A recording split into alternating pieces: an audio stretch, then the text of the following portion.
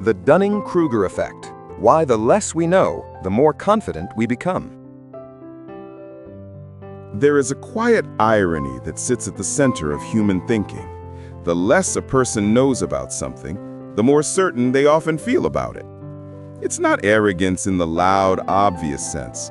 It's a softer illusion, a trick of the mind that whispers, "You understand enough." And that whisper, over time, becomes a roar. This strange and almost poetic phenomenon is known as the Dunning-Kruger Effect, and it has shaped human behavior far more than we might imagine. From the way we argue online, to how we see ourselves at work, to the subtle insecurities that run beneath the surface of confidence itself. The story begins in the late 1990s at Cornell University, when two psychologists, David Dunning and Justin Kruger, were intrigued by a simple but profound question. Why do some people fail to recognize their own incompetence?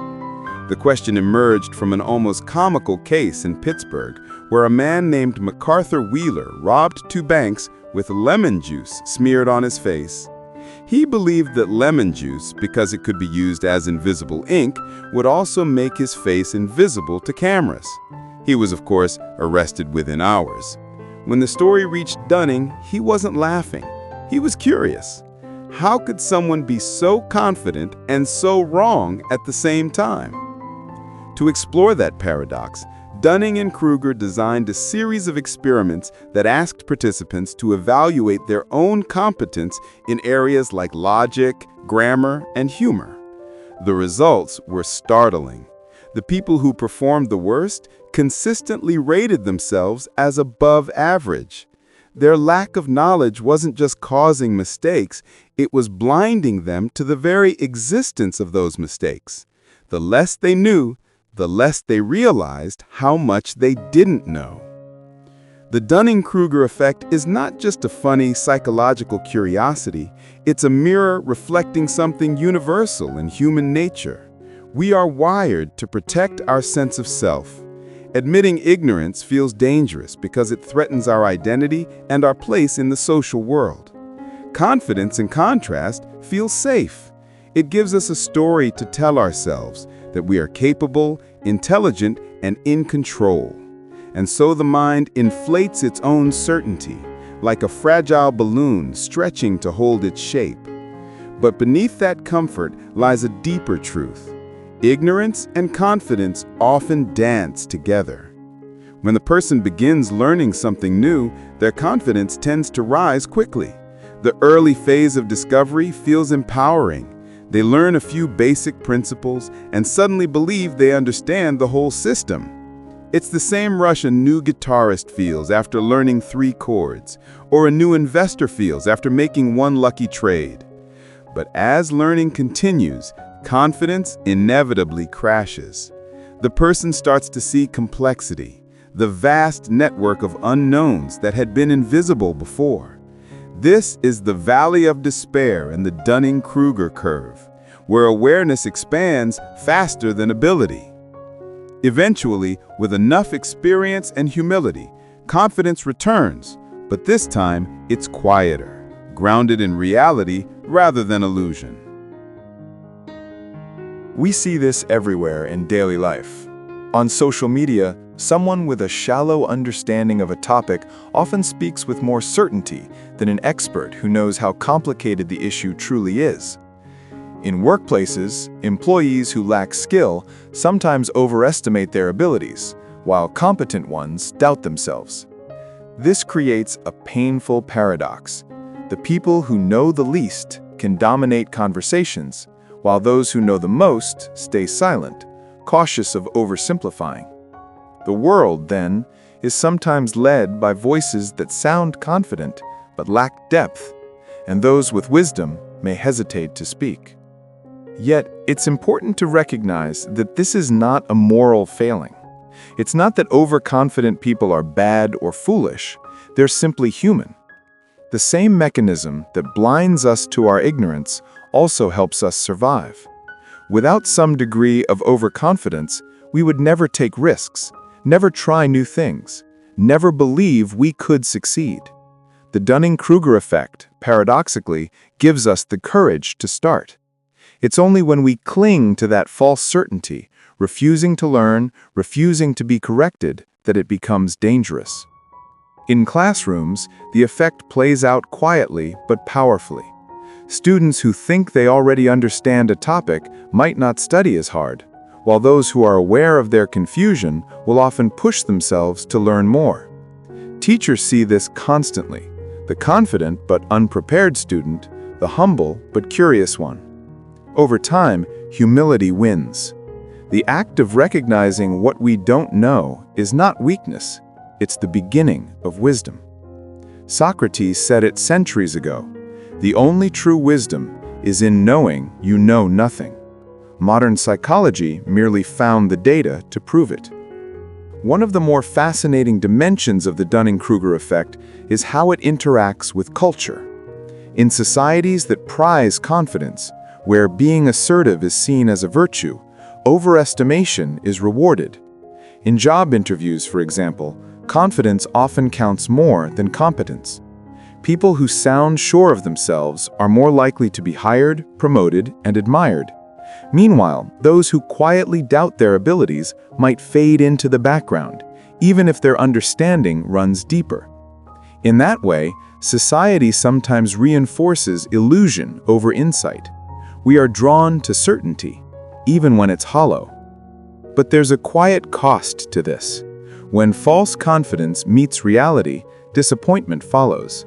A person who overestimates their skill may eventually face failure that feels personal and crushing. Their self-image, built on illusion, collapses. And yet, this collapse, painful as it is, can also be liberating.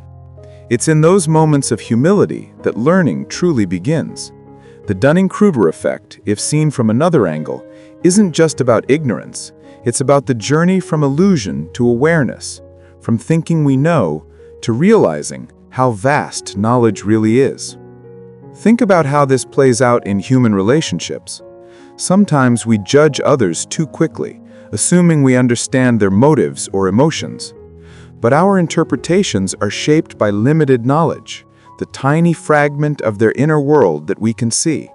We might feel confident in our judgments, certain that we get someone, but often we are wrong. True empathy requires humility, the awareness that our perspective is incomplete. In that sense, emotional intelligence is the antidote to Dunning-Kruger.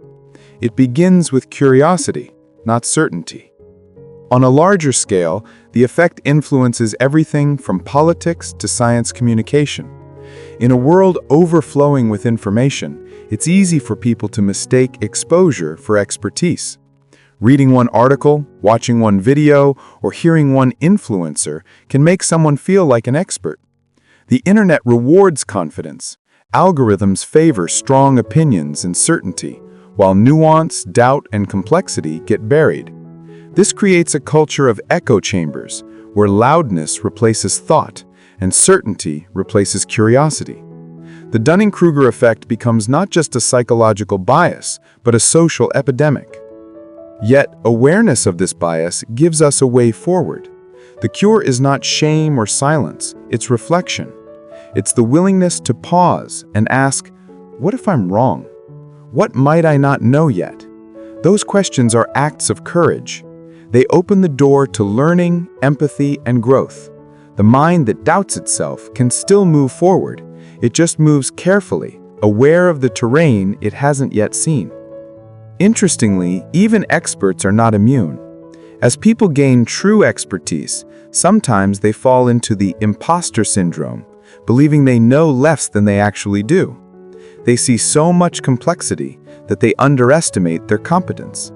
It's the reverse of Dunning-Kruger, but born from the same source: self-perception distorted by perspective.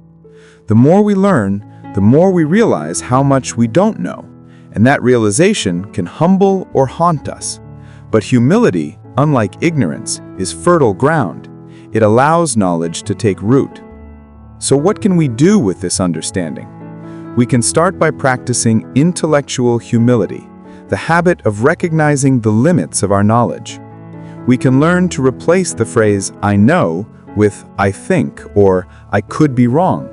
These small shifts in language reshape how we think. They remind us that the world is too vast for any single mind to master. And strangely enough, humility breeds confidence, not the loud kind that demands attention, but the quiet kind that stands on truth. There is also value in curiosity. Curiosity keeps us honest. When we approach life with genuine interest rather than the need to appear right, we become students again, open, receptive, growing. Curiosity dissolves ego, and ego is what fuels the Dunning-Kruger trap. The moment we think we've arrived, learning stops. The moment we say, maybe there's more, growth begins again. And perhaps that's the most healing part of all. The Dunning-Kruger effect, when viewed through compassion rather than judgment, teaches us something beautiful. Everyone is somewhere on the spectrum between ignorance and wisdom. No one escapes it entirely. We are all, in different ways, both overconfident and unsure.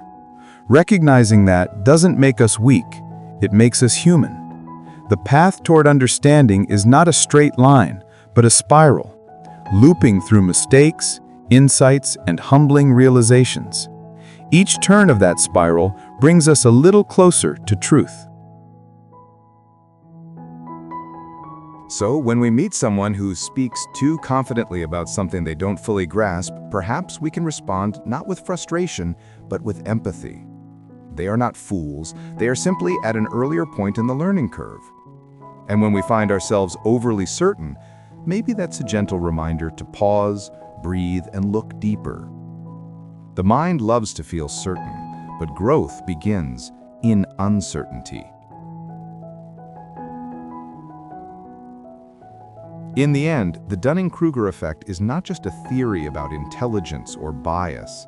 It's a story about being human, about how our minds try to make sense of a world that's always more complicated than it seems. It invites us to live with a balance of confidence and doubt, to trust ourselves enough to act, yet remain humble enough to learn. Because knowledge, like wisdom, is not about being right all the time. It's about knowing how much we still have left to discover. And maybe that's the quiet secret of a peaceful mind, to know that not knowing is okay. That humility is not the opposite of confidence, it's the foundation of it.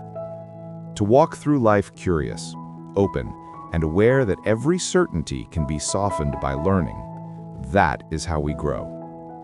The Dunning-Kruger effect reminds us with both humor and grace that wisdom begins not in knowing everything, but in finally realizing how little we truly do.